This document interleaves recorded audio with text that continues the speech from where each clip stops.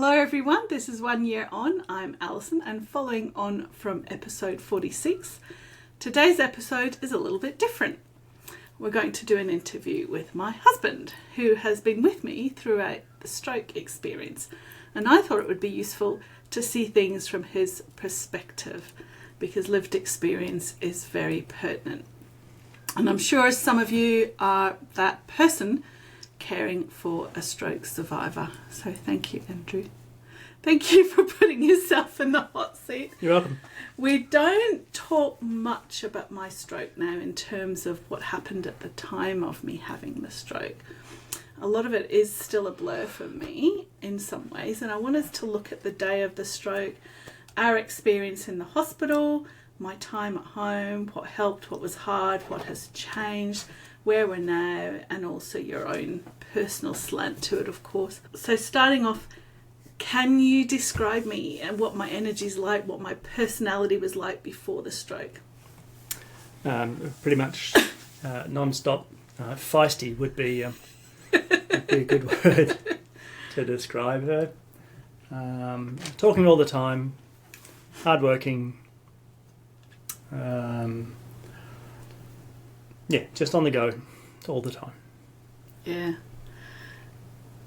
And that was a bit different, wasn't it, when I had the stroke? So on the actual day, can you remember, did you notice anything different about me before I went to work? Not on the day before you went to work. There was nothing different whatsoever. That's interesting. And when did you first know that something was wrong? When you called me in the afternoon and quietly told me that you had lost your words. You were sort of a whispering. You sounded quite lost. Very, very low voice. I could barely hear you. And I said, what do you mean you've lost your words? And you said, I've lost my words. And that's all you could repeat. Pretty much that's all you could repeat. So I then asked you about, how's your face? Can you feel your arms? Can you move? Etc., etc. Because I was immediately concerned about it being a stroke and pretty sure that there was some form of that having occurred, but without the damage to the, you could talk, the function was there, you weren't experiencing any paralysis and your face was okay, so I thought, well, that's okay. It's not that bad, perhaps. I should have dropped everything, but I still had a lot to do. I asked Alison if she could drive home. She said, yep. The first time she noticed was when she was talking to her mother on the phone in the morning, and words just wouldn't come out. So that, and that's what she's reported to me. And she told me that in the evening. So I said, look, I'll finish up here, you come home. So I finished up pretty quickly and Alison drove home, and then we got home. She was looking just lost. I was on the couch, wasn't I? Yeah.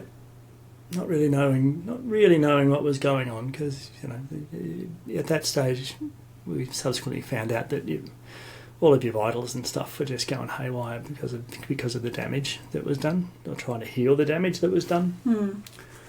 So that's as much as we knew. This wasn't overly. It wasn't scary for me. I see this sort of thing frequently at work, not in person, but frequently at work. So we went off to the hospital and dropped you off and then walked back in, and I think you were still in line. What were you thinking when you drove me to the hospital? Hopefully it doesn't get any worse. Mm-hmm. And how was I at that point? Dead quiet. I think from memory, and this is vague, you dropped me, I walked in, but you had to go and park the car. That's correct. And then I think you either got in just as I was being wheeled out the back, or I was already at the back when you came back from the car park. You didn't see me talk to the nurse in the emergency department, I don't think, the first nurse. Anyway. I'm happy with it. I can't exactly remember. I don't really remember either. But how was I in the hospital the first time when I got out the back and, you know... Just vague, and all you could say is that I've lost my words, Mm-hmm. because you had lost your words. And they did a lot of connecting me up to various things. Yeah. There's a lot of people coming, a lot of noise. Yeah. Stuck some, they did the ECG, they did some blood tests, they were probably checking for heart attack or something like that. And you were able to hold a conversation with the nurses and doctors. Mm. Not overly in depth, not to your normal standard. So I think that the doctors and nurses knew something was wrong, but they weren't overly urgent. Mm. That's not I don't think that was a bad thing. They weren't that worried about it. So I think this is where I made my famous joke. She's lost her words. Hopefully, she's used them all up. It hasn't turned out to be the case. No, I don't know that I'll ever use up all my words. In the hospital, what was the thing that concerned you the most? Your level of anxiety. Yeah. Yeah. I was terrified. Of course. The damage. Yeah. I just see it from that's all. I'm a little bit blasé. Yeah, and this is the local hospital where you normally practice. Yes. Most days of the week, and because it's an environment that is familiar to you. I knew what was going on.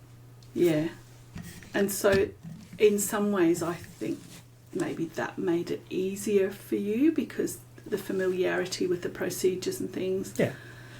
But for somebody who avoids hospitals like the plague.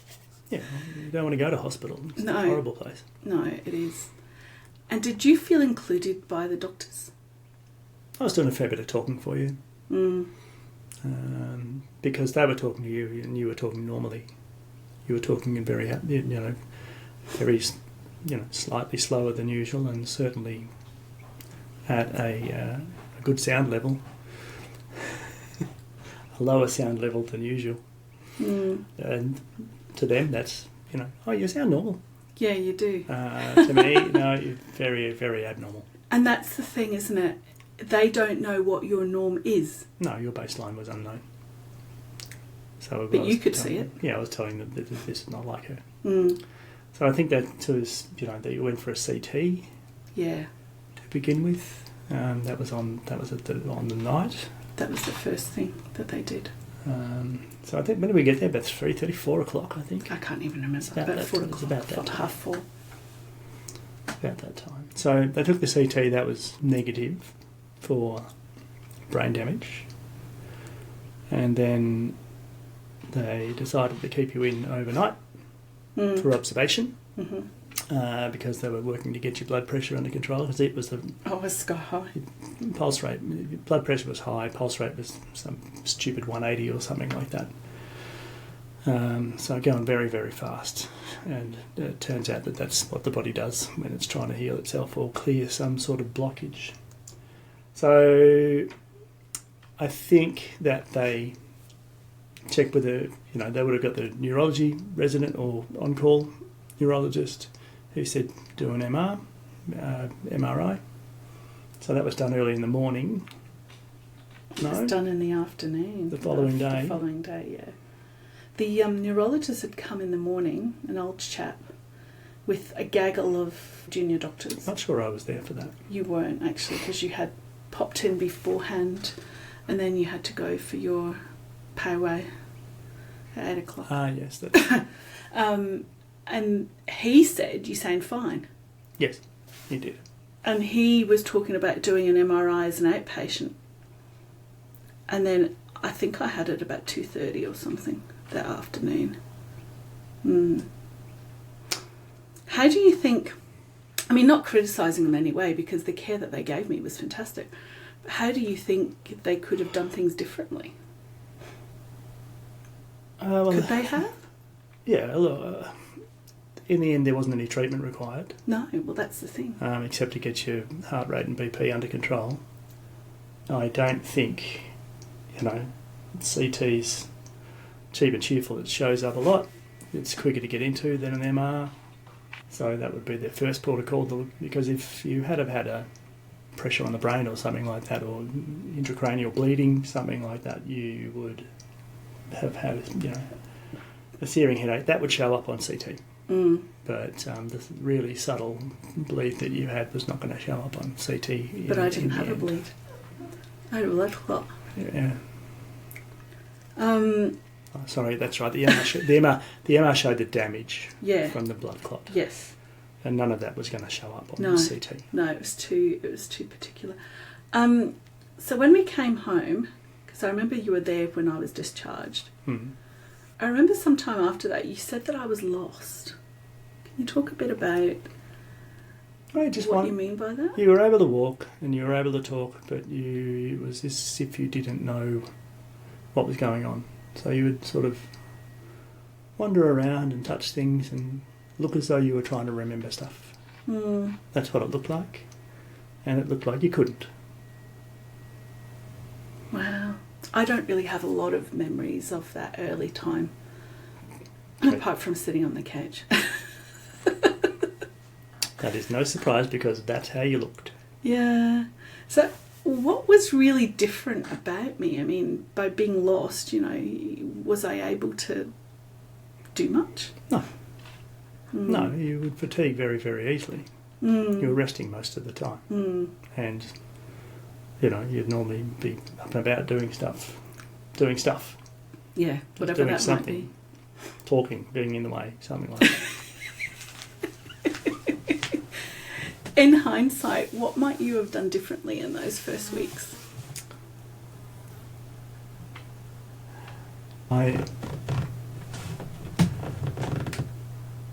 Well, it's really, if we just take a step back, you did a marvellous job of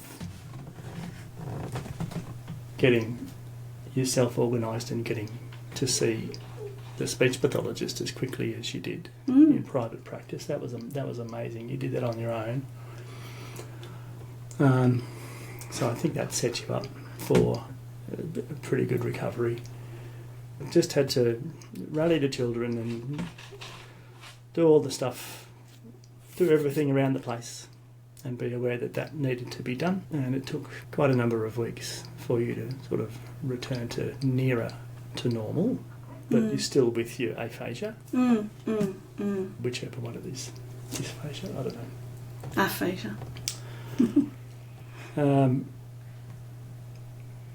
So, I was confident that you were able to be left on your own. You are a researcher, so you researched your condition and you researched what you had to do, and you researched down some rabbit holes that probably didn't need to go down. But I can't stop you doing that at any time. So, what would I have done differently? Taking your phone off you.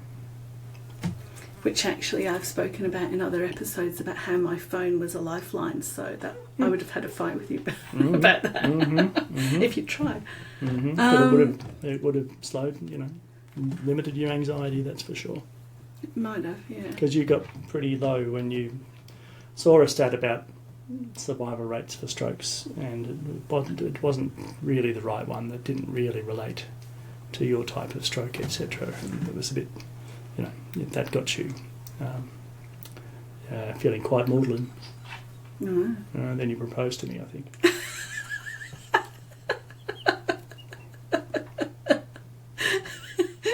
We got married 6 weeks Trapped, later. I was trapped. Oh dear. It wasn't that bad. He's smiling, everybody. So I want to ask you about the impact to you, because we haven't actually spoken about this at all. What has been the cost to you of helping me? I think because you've suffered a stroke,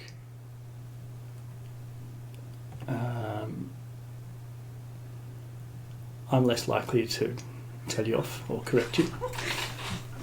I just give you a little more leeway than you used to get.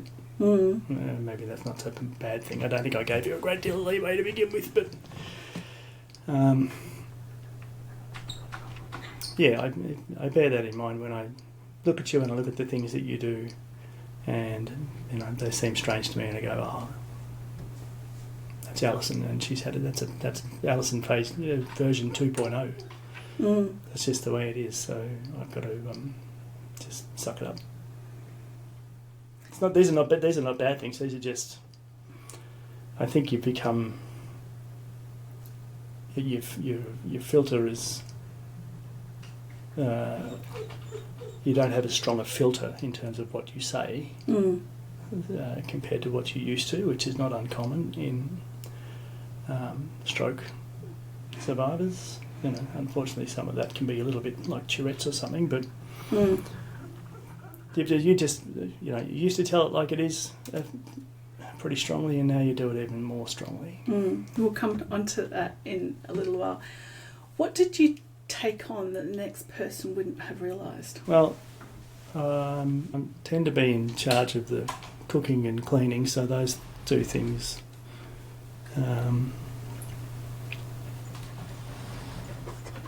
were pretty much under control. There was, more to be done, to sort of wrangle your children a bit more, and keep them on the on the right path, and to make sure that they were treating you nicely and being kind, because they can be unkind. So, but nothing out of the ordinary. What part do you think was the hardest? What part was the hardest? I think that I honestly didn't find any of it hard. I was concerned about there being more damage to come. I was concerned about you dying. That was hard, because I barely keep my own shit together, let alone tidy up yours. So that thought process was difficult, but it's not. You deal with death as a result of your work, so you're probably a bit more blasé about that than most people. Yes, I am. So I just did what I had to do. I generally I can be a very good carer when I choose, when I have to.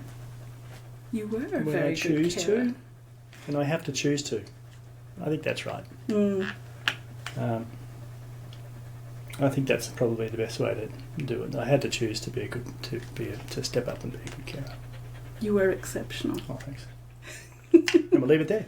Didn't I say in our wedding that you're the person that I would have chosen to have a stroke with? What a strange thing to say, but it's true. Did you ever feel burnt out or resentful? Somewhat, maybe somewhat resentful when you started to be able to do more, and sort of, I just wasn't aware of your level of fatigue and stuff like that. I understood it, but I thought, oh God, just get on with it, will you? But what was the other one? Not resentful. What was that? Burnt out. Oh, it's not easy those first couple of weeks. I can imagine it wouldn't be. Yeah, but no, not burnt. What support did you get for yourself? Well, there was support from work with a slight easing of workload and some, understanding of need for time and stuff like that. So. You'd had to drive me around everywhere. Yeah, that's right. To appointments, and you literally dropped everything at times when for example, when my glasses broke and I just phoned you up and said I can't see. Yeah. We had to go to the optometrist. Do you remember that? Yes. That wasn't funny. No. And that literally was, just in the course of your working day. So from work I got the support. Your children were supportive. They did the right thing, and they stepped up, and they're less difficult. Nicer than usual. They are teenagers, so This is true. we've got to give them some leeway. What would you say to other partners or carers who are carrying a lot silently? Well, look, I'm very lucky that you've come through this event as you are, with the body intact, mind damaged, but in the grand scheme of things, relatively slightly. So you've come through this to be near normal. Okay, you are different, but you're near normal. There's going to be people out there that have partners with much more catastrophic damage to their body, and it's difficult to see past the disability, especially if there's dysphagia and A's and D's and all that sort of stuff. If someone can't talk, they become a less of a person in most people's eyes because you can't communicate with them. And if you can't communicate, you're going to be thinking, oh, what now? And I think you've got to, as quickly as you possibly can, find a way to communicate. That's what I would recommend. Find a way to communicate. Get some flashcards or something like that people can point to, because normally visual, it's generally the speech and thought process that are affected.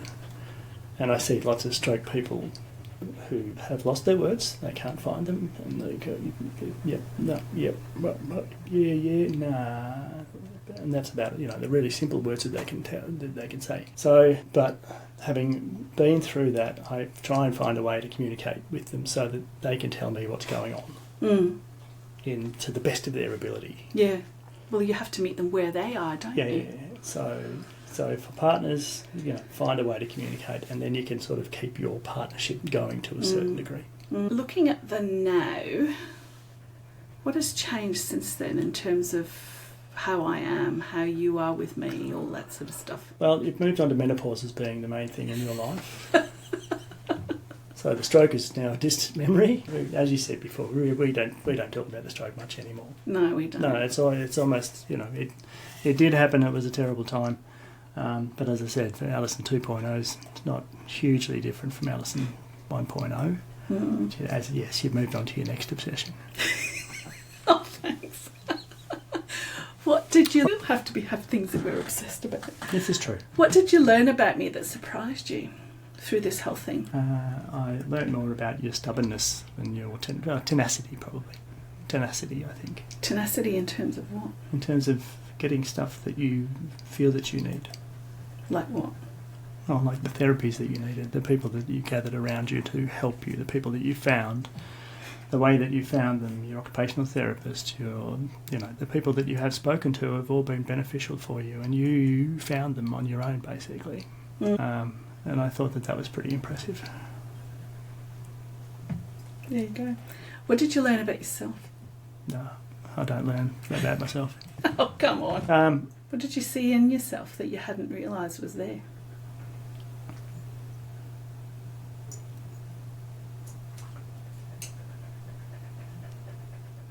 Probably the need to show unconditional love. It's not the easiest thing in the world for me. But that's me, yeah. What does our life look like now in terms of support or pace?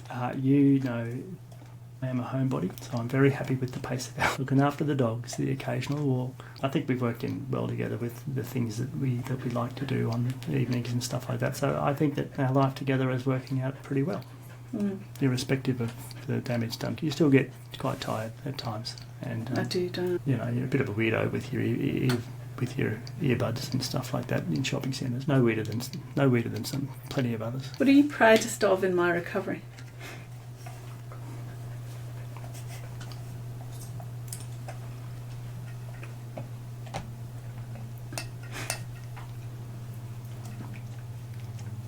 I don't know, the fact that you've been able to return to work and work at a reasonable level is good. When you consider, I think the stroke happened on a Wednesday, didn't it? Tuesday or Wednesday? The Wednesday. And you were planning to go back to work on Monday. The doctor in the hospital just nodded, didn't he? I think he must have been thinking, is this woman mad? Yeah. And of course, you're always, I'm proud of you for fighting the good fight for your own good. Well, you have to be able to look after yourself, right? Because that's impressive. if you can't advocate for yourself, it's really... And I think it's shown me that self-advocacy is really important, and especially if someone has really bad aphasia or loses the power of speech entirely. How can you... It's made me think about the people who I see who have had strokes differently at work. There you go. It's given you some benefit. With greater empathy and a greater desire to knuckle down and get that communication sorted out, working, like you spoke about before. Quickly. When did you have hope about me? I was...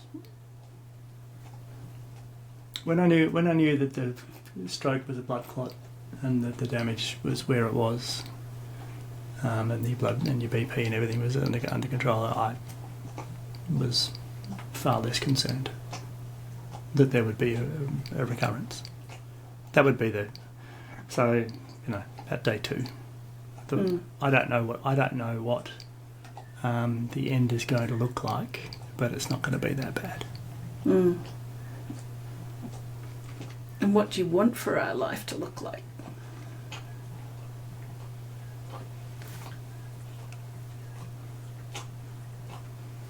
I'd like us to win lotto. Can anyone out there help? If you could go back and speak to us at week 1, just coming out of hospital, what would you say?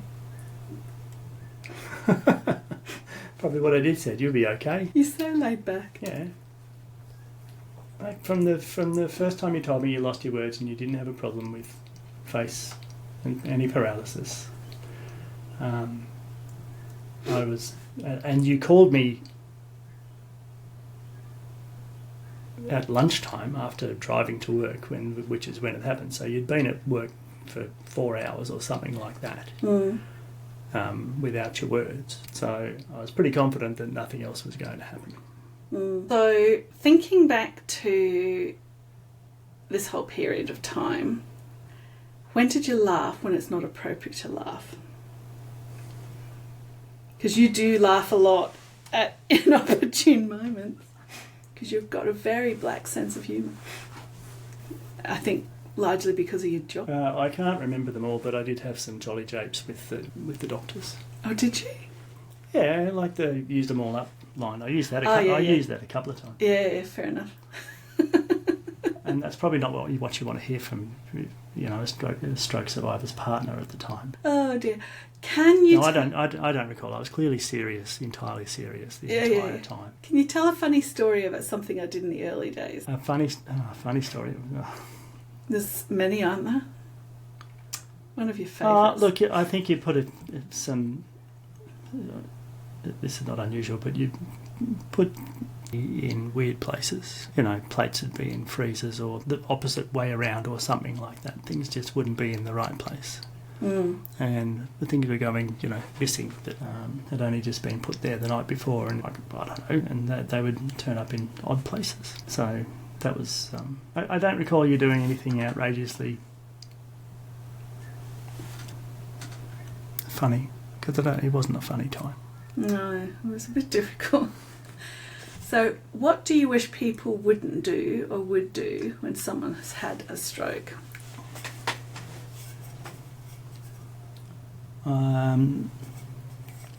Stroke people aren't deaf.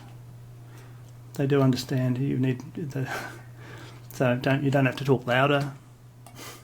That often is a problem, isn't it? Let's just talk louder at them. Oh dear. People need time to recover. Okay, and depending on their anxiety level, and leave them be to recover. Visit frequently, but not for long, because it's tiring. There's plenty of ways you can let people know that you're there, but you don't need. People undergoing this need space and time to heal. So show your love by giving them that time and space. That's a nice benediction. Can you give us some one-word answers based on your impressions of me before the stroke? Feisty. Going into hospital. Bewildered. In the hospital itself. Anxious. Immediately after. Lost. And now. Feisty and tired. That was 3. This was a really fascinating conversation that you and I have just had, because some of that I hadn't heard before, and that's really good. I'm glad we've had this conversation. Oh, you're very welcome. Thank you so much. Thank you for listening, and thank you to Andrew for sharing the supporters' perspectives so openly. One thing I take from this recording is that recovery isn't just physical. It's emotional, practical, and often full of unknowns. And you don't have to have it all figured out to still be moving forward. If you've recovered from a stroke or supporting someone who is, I hope this episode made you feel a little less alone. Thank you for being here, and see you in the next episode when I will continue with these interviews.